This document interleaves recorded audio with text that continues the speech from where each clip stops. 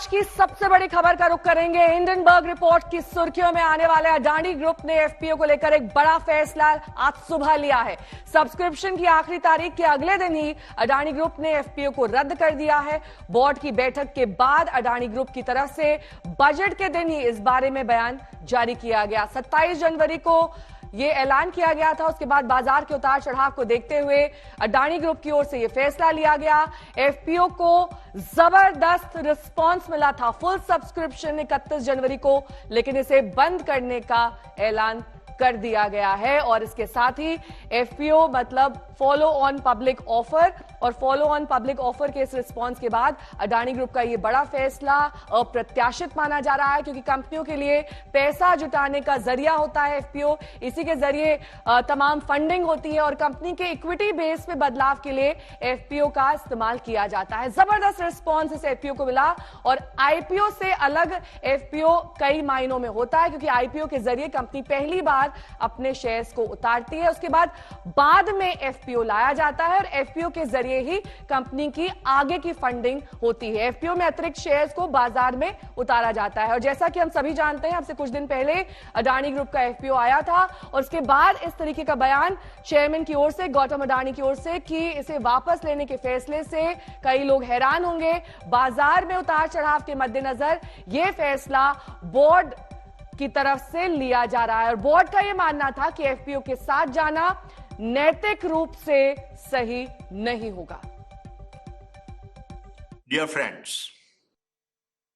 after a fully subscribed FPO, yesterday's decision of his withdrawal would have surprised many.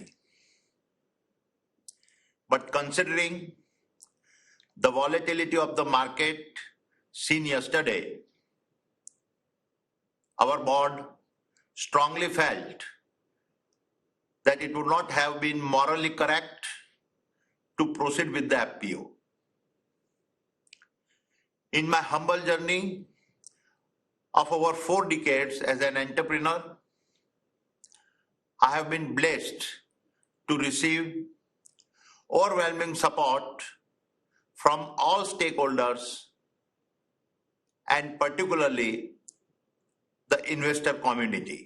The fundamentals of our company are very strong. Our balance sheet is healthy and assets robust.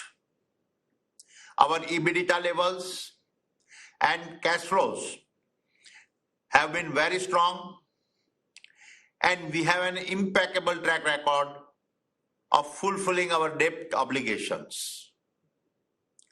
We will continue to focus on a long-term value creation, and growth will be managed by our internal accruals.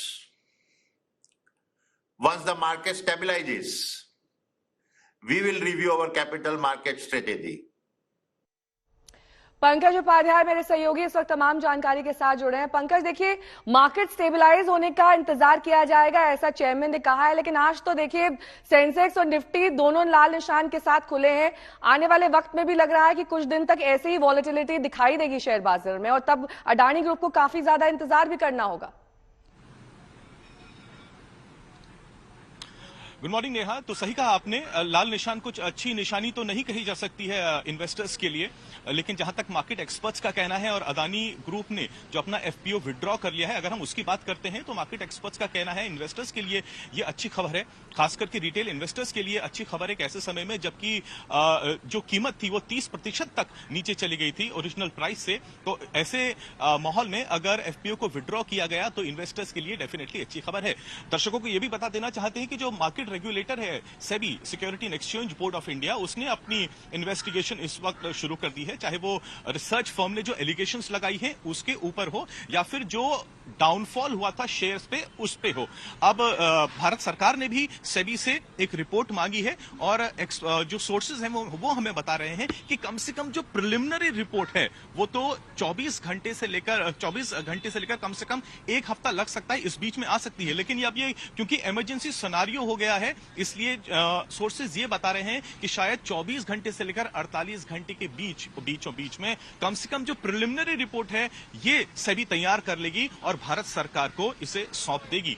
आज का दिन बड़ा महत्वपूर्ण होने वाला है। हालांकि शुरुआत लाल से हुई है और मार्केट में red is not considered very good for the investors, लेकिन ये स्थिति कैसी रहेगी आने वाले घंटों में ये देखना बहुत महत्वपूर्ण रहेगा। कल भी हमने देखा था बजट का दिन काफी इंटरेस्टिंग था। जब फाइनेंस मिनिस्टर की स्पीच चल रही थी तब तक मार्केट ग्रीन में था, उसके कुछ जब स्पीच खत्म हो गई उसके बाद भी कुछ समय तक मार्केट ग्रीन में था, लेकिन एक बार जब अदानी के स्टॉक्स नीचे जाने लगे, जब उनकी नोज डाइव हुई तो हमने देखा उसके बाद पूरे दिन भर मार्केट में फ्लक्चुएशंस बने हुए थे। तो कुछ समय तक रुकना पड़ेगा, देखना पड़ेगा क्या बजट का पॉजिटिव इफेक्ट मार्केट में दिखता है या फिर अदानी के जो विड्रॉल हुआ है एफपीओ का उसका क्या कुछ असर मार्केट में दिखता है। बहुत बहुत शुक्रिया इस तमाम जानकारी के लिए आपका।